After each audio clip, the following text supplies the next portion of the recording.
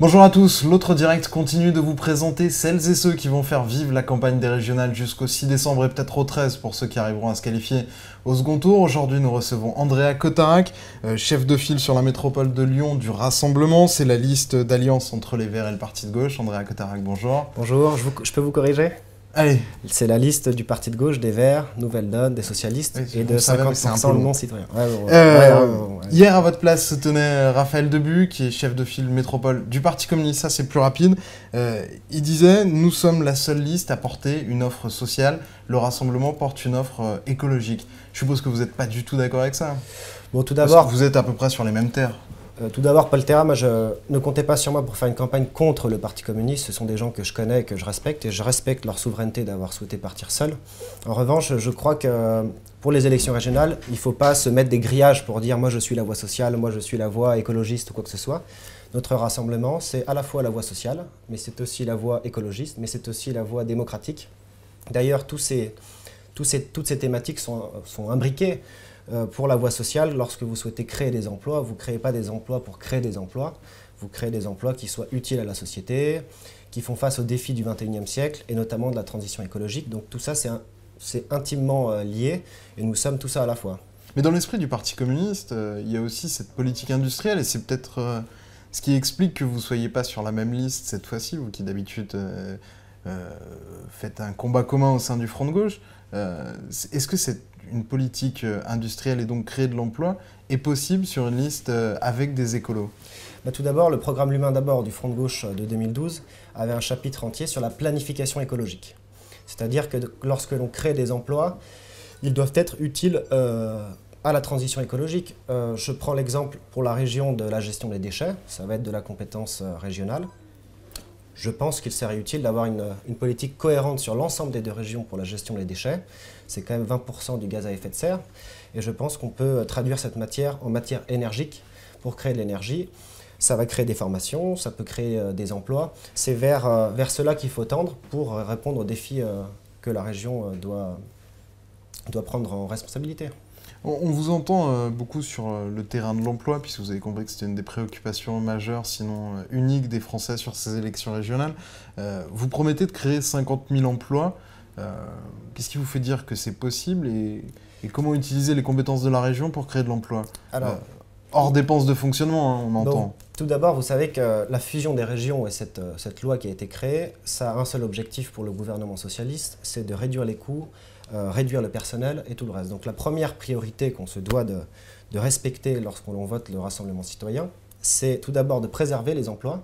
Il y a des personnels de lycée, il y a des hommes et des femmes de ménage. C'est de préserver les emplois artisanaux, le savoir-faire régional qui est présent dans notre région. Et cette préservation, elle se fait aussi, par exemple, sur une thématique comme le traité transatlantique, qui dépasse la région, mais sur lequel nous devons nous opposer, de déclarer la région Rhône-Alpes-Auvergne une zone hors TAFTA pour pouvoir protéger ses emplois. Alors, la deuxième thématique, ça c'est gentil, mais comment vous faites typiquement pour dire finalement on sort de la législation européenne, on sort des accords internationaux, ça ne nous concerne pas, on refuse? Non, vous serez obligé, mais si vous êtes demain, si Jean-Charles Colas est président de la région, il sera bien obligé de faire... Non, je crois qu'il y a une réelle bataille à mener. À la fois sur la région Rhône-Alpes-Auvergne, qui sera la 6e région européenne quand même, la 2e française. Vous avez aussi plus localement la mairie du 1er arrondissement aussi, qui s'est déclarée zone hors TAFTA. Et vous avez entendu peut-être ce matin le secrétaire d'État au transport qui refuse de poursuivre les négociations sur le traité transatlantique. Donc je crois que la bataille n'est absolument pas terminée et que déclarer ça... Oui, mais une fois que l'accord sera validé, vous ne pourrez pas ne pas le respecter. Nous espérons que l'accord n'aboutisse pas, tout simplement, et je pense que c'est en bonne voie. Enfin, là, c'est un peu de la démagogie. Non. Là, vous parlez à vos électeurs pour essayer de les rassurer, mais globalement, vous ne pourrez rien faire. La région doit être protectrice, nous pouvons faire, nous menons bataille, et nous sommes sur une bonne voie. Sur la création de l'emploi, deuxième thématique, c'est créer des emplois. Je vous ai parlé des déchets. Il y a nombre de thématiques qui rentrent dans les compétences régionales. Et puis c'est aussi, il ne faut pas être démagogue, il y a des emplois qui n'existent pas aujourd'hui, mais qui existeront peut-être dans 10 ans.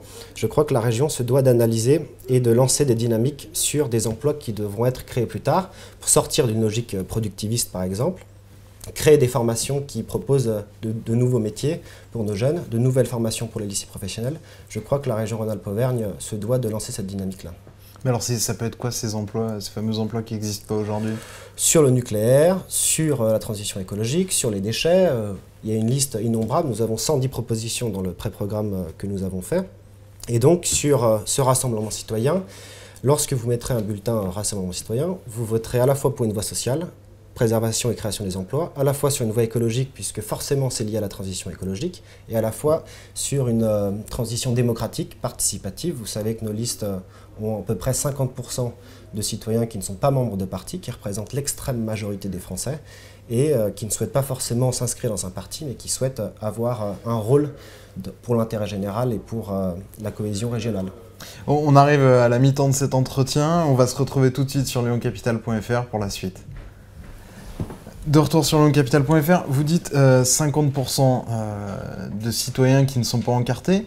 En revanche, plus on monte dans la liste, moins on les retrouve. 12 des 13 têtes de liste sont encartées soit à Nouvelle Donne, soit au Parti de gauche, soit à Europe Écologie Les Verts. C'est pas très citoyen tout ça. Non. Si les citoyens, on dit on fait de liste citoyen, mais ils sont en bas. Voltaire, de toute façon. Là encore, on est un peu dans de la démagogie. De toute manière, il n'y a aucune démagogie. Toutes les listes aujourd'hui, qu'elles soient de gauche ou de droite, se réclament d'un mouvement citoyen. Or, plus que les autres. Nous sommes en avance, c'est pour ça qu'on nous pose ces questions. Enfin, 12 sur 13, je vois pas l'avance. Nous avons mis en place un programme participatif, c'est-à-dire qu'il y a énormément de non-encartés qui participent au programme, et les partis politiques sont liés désormais à ce programme citoyen. Nous avons mis en place une assemblée représentative, c'est-à-dire le Parlement de ce rassemblement, qui décidera à la fois du programme, qui décidera à la fois... Où les citoyens comptent pour un tiers, ils ne sont pas majoritaires. Tout à fait, mais c'est une diversité. Il y a les partis politiques, il y a les citoyens, il y a les représentants... Si les partis politiques décident de ne pas écouter les citoyens... Non, il y a un tiers de partis politiques, il y a des représentants des territoires, il y a des représentants des citoyens, et c'est inédit... Mais les représentants des territoires sont à terme des élus, hein. On comprenne bien. Oui, tout à fait. Et il y a d'ailleurs dans ces représentants des territoires à la fois des citoyens et à la fois des candidats membres de partis politiques à 50-50. Donc vous voyez bien qu'il y a une création, il y a une participation, on souhaite changer la manière de faire de la politique. J'ajoute une dernière chose, c'est la charte éthique. Je pense qu'il faut redonner confiance aux citoyens aujourd'hui vis-à-vis de leurs responsables politiques, vis-à-vis de leurs élus.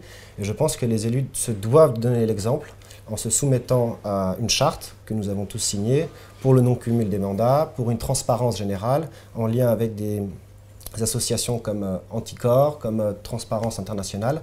On se doit de s'imposer en tant que candidat des obligations pour répondre à ce besoin. 12 têtes de liste encartées sur 13. Pour mémoire, je crois que la liste Europe Écologie au régional de 2012 avait un taux d'encartement moins élevé que la vôtre. Quand on est une liste citoyenne, 12 sur 13, ça fait quand même pas une tête de liste citoyenne. Non encartée. C'est quand même minime. Est-ce que vous n'aurez pas aimé faire mieux? Est-ce que vous n'avez pas un regret quand même? Mais nous lançons quelque chose, c'est risqué parce qu'on lance quelque chose qui est vraiment avec une implication citoyenne. Tous ces candidats, qu'ils soient encartés, non encartés, sont soumis au programme qu'ont fait les citoyens, sont soumis à une charte éthique. C'est ça qui m'importe le plus, ce n'est pas l'étiquette politique. Nous sommes tous soumis à cela. Moi, je suis membre du Parti de gauche, membre du Front de gauche. Pour autant, je ne représente pas mon parti. Je représente l'ensemble du rassemblement citoyen. Ma liste sur la métropole aura quand même la moitié de non-encartés, et dans les éligibles, et dans ceux qui le seront moins, suivant notre résultat. Mais alors, visiblement, pour certains, vous représentez quand même bien votre parti, puisque votre investiture comme tête de liste a été un peu... mal accepté par certains écologistes qui ont dit c'est scandaleux de laisser la première place au parti de gauche vu ce qu'ils représentent et ce que nous on représente sur la métropole, on leur fait un trop beau cadeau. Ça montre bien quand même que les partis sont vraiment présents. Vous savez, de toute façon, il y aura toujours des discussions, il n'y a pas une seule vérité, une seule dans un parti. On se doit aussi de promouvoir les choses. Moi, je suis responsable aujourd'hui d'un rassemblement citoyen. Tous les partis politiques ont donné pleine légitimité à cette diversité, de tous les partis, y compris les écologistes. S'il y a une minorité qui s'y oppose, ce ne reste qu'une minorité. Nous allons de l'avant. Et puis c'est sympa de faire une campagne, c'est sympa d'aller voir les citoyens, c'est sympa d'avoir des débats. C'est un moment démocratique très important dans la région. Donc je mets de côté les apparatchiks qui souhaitent défendre leur petit beefsteak. Ce n'est absolument pas l'esprit du rassemblement citoyen que nous menons aujourd'hui. Cet esprit, pour l'instant, il peine à convaincre dans le sondage IFOP Fiducial pour Lyon Capital, qui est en vente en kiosque dans l'édition d'octobre de Lyon Capital. On voit que vous êtes à 10%. C'est très loin de ce que vous espériez. Vous êtes 15 points derrière Jean-Jacques Keiran, là où vous espériez finalement être devant lui. Et surtout, ça montre que et les électeurs du Front de gauche et les électeurs d'Europe Écologie se reconnaissent pas dans votre liste, puisqu'ils sont quasiment 60% pour chacun des partis à voter pour votre liste, le Rassemblement. Les sondages, vous savez, en un mois, quand vous faites plus 5, moins 7, on était à 17%, à 15, à 10, peu importe l'ordre, ça témoigne d'une seule chose pour moi, c'est que, un, la campagne ne bat pas son plein, et deux, que la visibilité à gauche, pour l'instant, n'a pas encore décanté.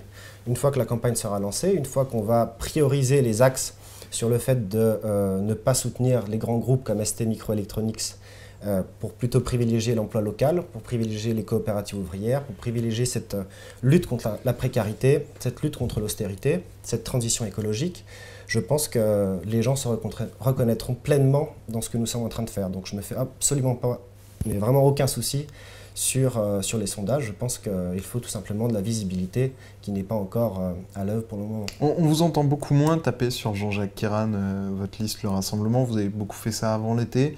Depuis la rentrée, c'est presque le calme plat, c'est inattendu. C'est que vous ne voulez pas insulter l'avenir ? Non, pas du tout. Moi, et la liste a un objectif premier, c'est faire participer les citoyens et c'est être en tête de la gauche au premier tour. Donc l'objectif et au deuxième, on fait quoi? Le deuxième, on verra. Jean-Charles Colas disait, c'est pas automatique une alliance. Vous pensez pareil? Nous verrons d'abord qui arrive en tête de la gauche, ça change tout. Les régionales, il n'y a pas de danger de 21 avril 2002, donc les citoyens pourront se prononcer très clairement sur ce dont... Et vous en pensez quoi? Si Jean-Jacques Keiran est en tête au premier tour, à gauche, qu'est-ce que vous faites? Qu'est-ce que vous voudriez faire, vous? Notre objectif, c'est d'être en tête de la gauche au premier tour.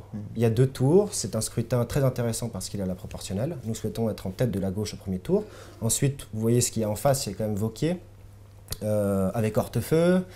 C'est quand même des réactionnaires qui débarquent aujourd'hui dans la région Rhône-Alpes-Auvergne. Il y a un réel danger puisqu'il va tout casser en matière de culture, de libéralisation des services publics. Donc c'est complètement à l'opposé de ce que nous souhaiterions faire. Donc vous ferez alliance avec le PS? Non. Merci d'avoir clarifié. Non, donc nous verrons le résultat au premier tour et nous verrons sur quelle base programmatique nous pourrons faire barrage à la droite et à l'extrême droite. J'avais une dernière question, celle qu'on a posée hier à Raphaël Debu. Un électeur habituel de la liste Front de gauche, là il va avoir 2 listes avec le logo du Front de gauche. Laquelle est la vraie liste Front de gauche? Je ne crois pas qu'il faille réfléchir dans ces termes-là. Je pense qu'il faut réfléchir sur le fait que nous sommes la voie sociale, mais nous sommes aussi la voie écologique, la voie démocratique. Vous, Paul Terra, quand vous mettrez le bulletin de vote pour le Rassemblement citoyen, ce que je ne doute pas, vous ferez d'une pierre 3 coups. Pour le social, pour l'écologique. Ce que je ferai ne regarde que moi et ne regarde personne d'autre. Mais donc il y aura 2 listes en fait, 2 listes Front de gauche. Il n'y en a pas une qui est plus ou moins valide que l'autre. Il y aura une liste qui aurait vocation majoritaire avec du social, de l'écologique et du citoyen. Et une autre, je crois que mon camarade Raphaël Debu disait que lui c'était la voie sociale. Nous aurons 3 voies, sociale, écologique et citoyenne. Espérons que vous aurez plus que 3 voies. Sinon vous serez loin des 10%. Tout à fait. Merci beaucoup d'avoir répondu à notre invitation et à nos questions. On se retrouve demain pour une nouvelle édition. Au revoir.